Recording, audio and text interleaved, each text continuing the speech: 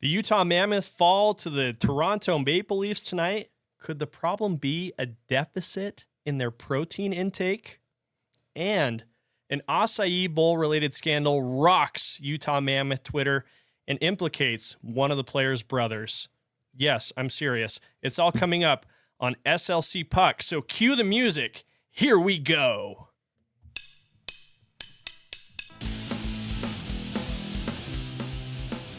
What's up, everybody? Welcome to SLC Puck.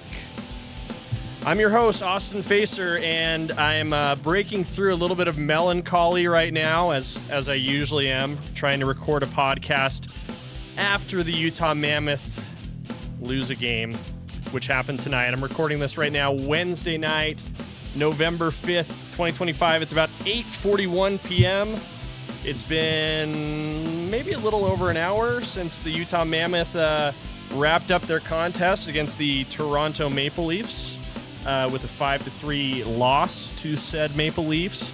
A loss that probably stung a little bit more given the fact that Matias Maccelli, their former teammate who was terrible last year and found himself on the wrong end of a healthy scratch lineup quite a few times, had a great game tonight, perhaps his best game of the season with a goal, an assist, and was named the game's first star, something that he probably very much wanted to accomplish and did. So congrats to you, Matias Maccelli. Way to go. I'll tell you this, though. I think Utah has a little bit of a problem right now. I'm not just saying that because they're on a little bit of a rough patch right now compared to how they've started the rest of the year. But there's some things that I've been seeing in their games lately, and I'm sure everybody who's been watching the Mammoth play lately have been noticing, and I think we need to address them, and I think we need to maybe think about solutions. I don't know what the solutions are yet, but we're gonna go to step one of solving a problem, which is identifying the problem, people. That's what we do here, folks. We solve problems, and we sell merch, too. That's how we're able to do all this fun stuff. Big Tusk Energy, that's the lifestyle brand that powers all the fun at SLC Puck. We've got shirts, we've got hats, we've got hoodies. It's hoodie season right now, hoodies every day. And that means it's the best season of the year. I love hoodies. And I'm wearing an SLC Puck hoodie right now, as you can see. You can get this and all the other good stuff at slcpuck.shop or bigtuskenergy.com. It's a great way to support the show. We had a great month last month with sales. We had our best month ever. So big thanks to everybody who is now flexing their Big Tusk Energy as they go about their lives. We know you've got it. You've got it going on, and you're not afraid to show it off. So a lot of fun. We'll have more big announcements coming soon regarding Big Tusk Energy and the expansion of that brand and the expansion of the SLC Puck brand overall. I did have another truly exhilarating announcement, which I made at the first intermission of tonight's game. If you were following me on Twitter, and if you're not, get your freaking butt over there. Or I guess it's called X. I'm never going to get over that. Twitter is just a better name. X is a little dorky, if we're being totally honest. Sorry, Elon Musk, don't drop a missile on my head. I'm sure you could do that if you wanted to. What I'm talking about, though, is the season of giving, which we are now in. It's November 5th, which means we're 12 days away from Puck's Giving, and that's a new annual event I think we're going to do at SLC Puck, where we gather, watch a hockey game, and gather some donations as well that are going to be given to people in need. We're going to do donations that benefit the Utah Food Bank. So here's the deal. On November 15th for Utah's game against Anaheim, they're in Anaheim that night, Orange County. Great place. I love Orange County. It's where Disneyland is. Puck drops at 7 p.m. Mountain Time. We do free raffles at our watch parties. They're a lot of fun. We have all kinds of giveaways. We appreciate our wonderful partners at a bar named Sue and the beer distribution companies for helping us out with a lot of great giveaways. I draw those names out of a old hockey helmet, tickets, I guess you could say. We're going to give bonus tickets to those of you guys who come and donate some food at the event. So do that. I'll throw some more tickets your way, and you'll have a better chance of winning some stuff. So, everybody wins there. So that's going to be a lot of fun. Again, get that on your calendar. November 17th, 7 p.m. 8:45 p.m. now, today. I'm sad. I'm a little sad. I always am when, after the Utah Mammoth lose, and when I think it's revealed that they have some issues that I think need to be worked out. I think we're still seeing some of the same problems that we saw last year. I think it was said a lot, this Mammoth team, a little light on their skates sometimes, like it's not a particularly heavy group last year as the Utah Hockey Club. They went and shored that up. They got guys like Brandon Tanev. They added Dmitry Shimashev to the defensive group, some big bodies to throw some weight around and all that. It reminds me, I mentioned on the last episode that I was really excited about this new desk. It makes a great sound when I slam my hand on it to start the show. And it has all this great storage as well. I can put all kinds of things everywhere. Everything is very accessible. One of my favorite storage options is this one right here. It's where I keep one of my most precious and instrumental tools in putting this podcast together, a bag of protein balls from Simply Fuel. And these have 8 grams of protein per serving. You eat the whole bag, and let me tell you, the crap you take afterwards is going to be like a solid brick. I'll tell you that. But you're going to get loaded up with all kinds of protein. Protein, and I'm telling Sammy this. She's sitting across the room from me. I'm trying to educate her. Is the building block of muscle, right? That's how muscle is formed in the body by progressive overload with weightlifting. Being in a slight calorie deficit when you're trying to cut, or maybe a little bit extra when you're trying to bulk, but making sure you hit your protein. You want to have, like, the good rule of thumb is to have 1 gram of protein per pound of body weight. So for me, that means I need to consume about 300 grams of protein per day. It's all muscle, folks. So you're gonna watch me consume some protein right now in real time. It doesn't taste great. It's not very good. They try to disguise it with chocolate, coconut peanut butter. It works a little bit, but by the way, how fun would it be if this whole episode was just me chewing into the microphone the whole time on protein balls? Why are the numbers not going up? I've been chewing protein balls into the microphone for 30 minutes. People keep dipping off. But what I'm trying to say is, I think that, and I'm sure this is a part of their nutrition strategy, they're not dummies over there at the Utah Mammoth. They have that incredible practice facility. They have all the tools of the trade. I mentioned that they have dumbbells that go up to like 170 pounds there. They're big boys, right? But still, the Mammoth are getting a little bit out-muscled on the puck. And when you look at how they've been playing lately, let's look at their form, their recent form, right? So this road trip has actually been pretty tricky. And I talked so much last month about how the end of October was going to be very difficult for the Utah Mammoth. I labeled that spooky season. The Mammoth did great. I think they won 8 of the possible 10 points in spooky season. But as it turns out, this stretch of time after Halloween is actually just as scary. And who would have known? I think that makes it even spookier. It's the spook you never saw coming. I'm referring to the recent stretch, including that last game in spooky season, the game against Edmonton last Tuesday, 6-3 loss. They followed that up by dropping their next home game against the Lightning. That was on, and look, I've got a drawer right here just for the schedule. Hey guys, real quick, I just want to remind you to head over to bigtuskenergy.com to get some sick Utah hockey inspired merch. It's a great way to support SLC Puck. We've got all this great stuff. We've got hats, t-shirts, hoodies, blankets, beanies. It looks great. It gets shipped to you quick, and you're going to be one of the most stylish people at the rink when you're rocking this gear. How do I know? Because I rock this gear, and I'm one of the most stylish people at the rink. So head to slcpuck.shop or bigtuskenergy.com. Free shipping on all orders over $79. And let's get back to the show. On November 2nd, And then against Buffalo, they did prevail, 2-1 win over the Sabres last night, but tonight fell 5-3 on the second game of a back-to-back. Now, back-to-backs are hard. They're tricky. They're tough.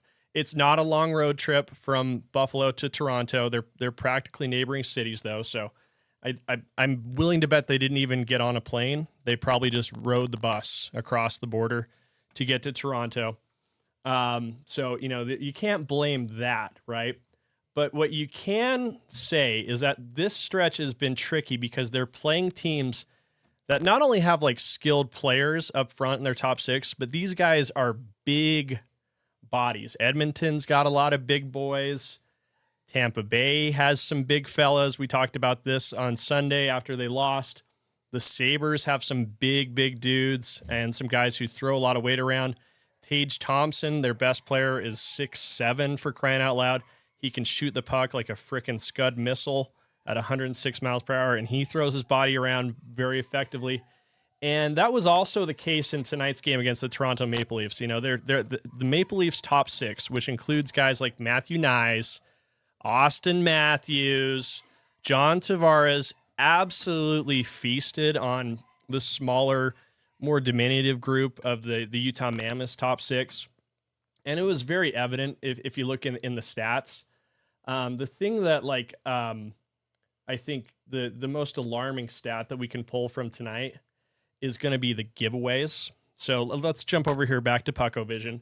Looking here at the team stats from the box score, we see Utah was lost the giveaway matchup considerably, surrendering the puck 27 times as opposed to 19 for the Maple Leafs, and a couple of those did directly result in goals for Toronto.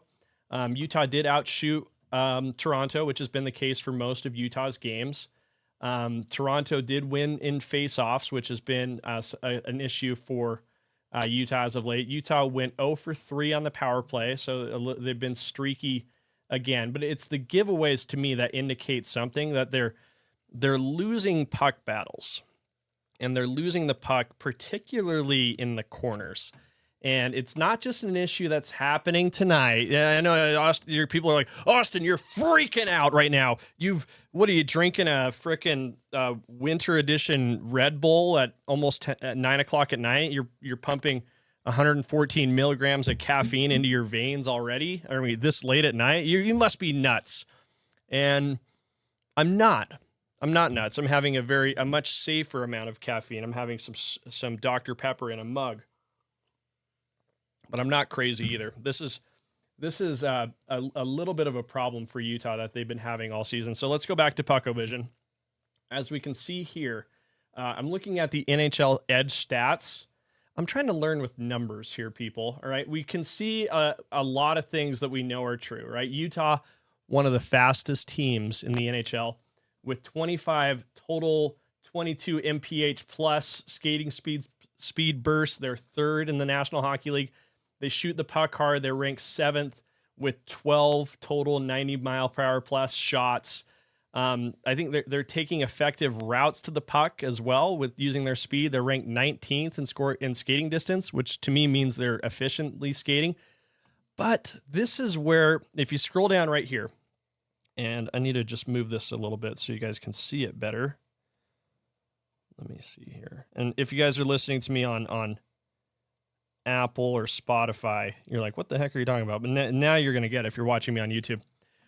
You can see like the zone time. This is where I'm a little bit concerned here. In the defensive zone, they're spending 41.9% of the game of their time in the defensive zone. That's ranked 21st in the NHL. So they're in the bottom half of the league for time spent in the zone. They're also even worse in the offensive zone. They're not spending nearly enough time in the O zone. They're at 39.9% compared to the NHL average of 41.1% of the game being spent in the O zone. You can just kind of see it. Like when the pucks get deep on Utah, they lose. They lose the corner battles in the defensive zone. They lose the corner battles in the offensive zone. This doesn't happen nearly as much with their third and fourth lines, right? So those those big body boys that they brought in, the bangers, the head bangers, they're going in there. They're doing their jobs. The third and fourth lines have been the most effective for Utah over the last little stretch. Brandon Tanev's been good. Lawson Krause has shown flashes of excellence. He had a great goal against Buffalo. Kyler Yamamoto gets in there, mixes it up. Michael Carcone is a feisty little guy. Kevin Stenlin is great. I know I'm missing one right now whose name escapes me. Comment below who I'm forgetting in this bottom six group. But these guys are doing their job. They're winning puck battles. That's why you can look at the stats on Money Puck, which is another stat resource. You're like, Austin, for all this goofballing you do, you sure do like numbers. I'm like, well, numbers tell like a pretty interesting story. I think you look over here. This is the Toronto game. And I like to look at the line stats here. Looking at each of the lines, Schmaltz, Hayton, Keller. The on-ice expected goals for and the on-ice expected goals against. I think that dictates who's controlling the play very well. That first line is got blown out of the water in terms of expected goals against. The third and fourth lines, like I said, did much better. Krause, McBain, Carcone. It was closer. They didn't win the edge in expected goals, but it was a lot closer. The Tanev, Stenlin, Yamamoto line did not play well in this game, but they did do much better in the Buffalo game. Obviously, this game was a loss, a 5-3 loss, so not all the lines played particularly well, but it was that third line of McBain, Krause, and Carcone that was the best, and Hayton, Schmaltz, and Keller outmatched Cooley, Gunther, Peterka, the fastest line on the team, and perhaps the fastest line in hockey. Also got pushed around, giving up nearly about twice as many expected goals to their opponent on the ice. So I think these stats support my theory, support what we've all been seeing. I after I tweeted this out, I wonder what people were saying. I went to Twitter, and again, I'm still calling it Twitter. And I said, I have some theories on this. I want to see what you guys have to say. Sean Cleary responded, said 9-5. That's their record right now. 4 of those losses on the road. So Tusky Magic seems to be still a thing. They do much better when Tusky's in the building. A lot of travel last month. They're a little road weary. That's right. This schedule was very front loaded with road games. They'll be on the at home in the DC a lot more down the stretch at the end of the game. Cody, our good friend Cody, said, is there a way we can fix our passes and puck control? Feels like everyone else can make smooth, clean passes around the net, and ours always feel out of time, bouncy, altogether sloppy. We have it sometimes, but it's never consistent. I think this, again, plays into the fact that they're being out-physicaled in the offensive zone and the defensive zone. They're having a really hard time dealing with the corner battles. And when they get trapped in deep in the corner, the Utah's defense is not faring particularly well. They're puck watching a little bit. I've always been a little bit frustrated with our inability to kind of clear the front of the net, kind of clear that traffic, get the screeners out, and I think that has continued to be a problem for Utah. So honestly, I know you guys are thinking like they're 9-5. They're in a good spot. They're still among the top 3, I believe, in the Central Division. Let's check the standings right now. Yep, right now they're still 3rd in the Central Division, tied with the Winnipeg Jets with 18 points. Jets have a game in hand, trailing Colorado, who's 8-1-5 with 21 points. But again, this is something that needs to be corrected. I don't know what the solution is yet. We're going to get on the case. We're going to find this out. That's what we do here at SLC Puck. We get on the case and we find out the truth, and I'll get more into that in just a second. But this is going to make things really hard for them to make the playoffs.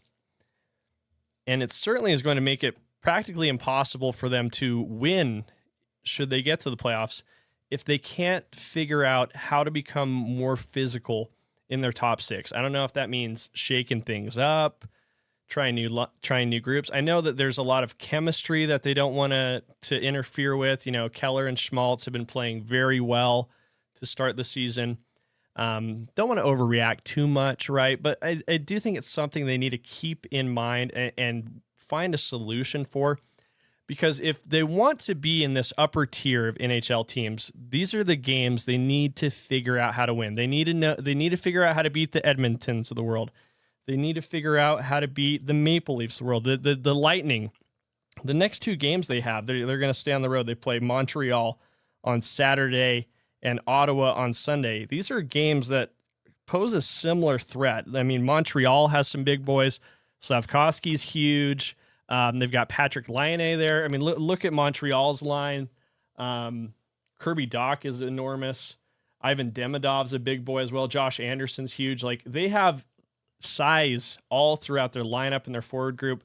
They're going to run into similar issues. I mean, they played okay against Montreal last season. They went 1-1. They got the overtime win in Montreal last year. Mikhail Sergachev scored that game winner. We remember that one, right? But then the next night, they have this. I feel like this is a scheduled loss. If Utah sneaks out of Ottawa with a point on Sunday, that would be totally shocking to me. I think they're kind of headed into a buzzsaw there. I mean, let's not forget who's on the Ottawa Senators. A frickin' Tkachuk brother. And this one might be the crazier one. This is Brady Tkachuk, who I think is effing nuts. Hey guys, real quick, just want to tell you, if you haven't been checking out slcpuck.com, you've been missing out. I've got all this great content here that I've been writing with my keyboard. Lots of fun. I've got a story about giving the psychos their flowers, referring to guys like Ian Cole and the bruisers on the bottom six. Top 10 things Blues coach Jim Montgomery has also overlooked, not just Logan Cooley. Build the statues, celebrating Logan Cooley's contract extension, along with Dylan Guenther's expected 8-year deal with Utah as well. It's a lot of fun stuff. There's a lot going on here in SLC Puck, and here's the best part. You can join the fun by subscribing for free. I'm doing this on Substack, and if you subscribe, you're automatically entered into the Big Stick and Gloves Energy Giveaway. I'm giving away a pair of gloves and a stick given to a Utah hockey player and part of my personal collection. That'll be yours if you enter. All you got to do is punch in your email. Once we get to 1,000 subs, I'm going to draw a winner. So head to slcpuck.com, put your name in, get all this great content for free, and hopefully I'll give this away to you. And let's get back to the show. Nick Olchek says it best on the broadcast. He's a guy who could play in any era, and he's referring to how physical he is. He is enormous. He throws his body around. He kicked Utah's butt last year in both their meetings. Utah went winless against Ottawa last year. I stand corrected. This is the real spooky season. It's the spooky season we didn't see coming. And I'm interested in seeing how Utah comes out of this. If they can sneak 2 points out of this weekend by either tying both Montreal and Ottawa or getting a win against one of those two, I think that would be a huge moral victory for them. But it does seem like there's a challenge here and a problem to be solved. And again, I don't know what it is, but I think part of the solution might be protein balls. Out who is shoring up the power play. And I think another thing to keep in mind is they have a guy down in the American Hockey League who's a pretty big fella himself. He plays forward. He's Russian. He looks like his name is But it's actually Boot. And I'm referring to Daniil But, who did play well in preseason action against Utah. He's been great for the Tucson Roadrunners to start this year. In 10 games so far this season, he has 4 goals, 5 assists for 9 points. Projected total of 65 points in the American League. His first year playing professional hockey in North America. In the jungle, mind you. The American Hockey League, they say, is probably the most physical hockey league in the world. It might be more physical than the NHL. It's a lot of third and fourth line maniacs trying to kill each other to get back to the NHL. They call it the jungle for a reason. That's a Jordan Schmaltzism. And so keep that in mind, right? They might need to enlist his services to get through some of these tough stretches and to play against these physical teams. But while we're on the topic of Jordan Schmaltz, let's revisit the the fun, the controversy, the saga that was Bowlgate that struck Utah Mammoth Twitter over the last couple days. So for those of you who need a refresher because somehow you missed it, if you watch this show, I would imagine there's no chance you missed Bowlgate, which unfolded on Twitter. So we'll recap it here. We covered this story from bell to bell as it progressed on Twitter. We were involved. We were almost in a mediation role. I felt, we were trying to see both sides of the issue, get the whole story, figure out what the heck was going on. This thing appeared to be crazy, and in the end, it was very different than how we thought it looked initially. So there's the title screen there. We're still learning how to use this desk. The story began with an image posted to Twitter. It's of our friend Ken, who was going back and forth with Nick Schmaltz's brother Jordan, who is a personality. He's a character for sure. He's loud. He's outspoken. He does like 8 podcasts a day. He's out there. I think he's really good at what he does, by the way. He's good at what he does, right? I can respect his hustle a lot as someone who does a similar hustle. But anyway, he was going back and forth with Ken, who's a representative of the donors. And he was in town, and his thesis over the game on Sunday was, I'm excited to go to the Delta Center to go to Honest Acai. I believe, Jordan says, that the Honest Acai Bowl is the best stadium acai bowl in North America. And that might be true. I haven't tried an acai bowl anywhere else. I can't say for myself, but it's very good. I've had the Honest Acai Bowl quite a few times. It's very good. And you can put a lot of protein in there too. Just so you know, just something to keep in mind. Apparently they were going back and forth, and Jordan was, and the donors were like, we don't really like you, and Jordan's like, hey, listen, I get it. I'm loud. I'm out there. Let's meet up in person. I'd love to buy you an acai bowl. And that was how it left off. And then after the game on Sunday, this picture was posted. It was a picture of Ken with her thumbs down by the Honest Acai stand with the caption, "Fella stood me up." And now on the surface, this would appear that Jordan Schmaltz had indeed stood her up. And there were images of Jordan Schmaltz consuming an acai bowl while watching the game. So it appeared as if there had been some sort of misconduct that happened, right? As the situation, by the way, this picture went mega viral. I can see right now, we're talking a few days later, it had 4.6 million views. That's a lot of views. We haven't hit 4.6 million views yet, so I'm a little jealous. But, there was a lot of back and forth. People were taking sides, right? This was tribalism at its finest. People were like, how dare you, Jordan? Because on the surface, you see that, and then you see Jordan eating his acai bowl at the Delta Center. You're like, oh, that was kind of a rude thing to do. That seems rude. But then as it came out, we learned the truth. This picture had been taken after the stand had already closed. There was no date that had been formally arranged. Ken had not communicated to Jordan she was at the game and would have been happy to get an acai bowl with him. This picture was taken as like a joke to put on Twitter, and it went crazy, right? With people saying some mean and hurtful things in both directions, not understanding the actual context of the situation. And I'm proud of how we handled this at SLC Puck, our team. We maintained our cool. I know Ken a little bit. I know the donors. I've had the chance to meet Jordan as well. Jordan's a cool guy. I like Jordan. I feel very confident saying that I like Jordan because I think he is a cool guy and I get what he does. And so I think there was a great lesson here. I think, you can't judge a book by not even the cover, but by like a corner of the cover. This was such a small fraction of a story that we saw turned out to be wildly different than how it was presented on social media. I don't know if you guys knew this, but what you see on social media doesn't tell the whole story. And this was a great example of this. Bowlgate, which I coined, went viral. It was one of the top stories on Twitter, on sports Twitter. I created an SLC Puck IOU for an acai bowl at the hockey game, which was distributed quite a bit as well. So, you know, I'm counting on you guys to actually have some acai accountability. But it was such a fascinating thing. It became like a story that felt very intense in the moment. There were a lot of emotions, a lot of words being used that were hurtful on both sides. I'll say both sides of the issue. But in the end, like, it just reads as something that was so insanely ridiculous. Like here it is. Yeah, right here.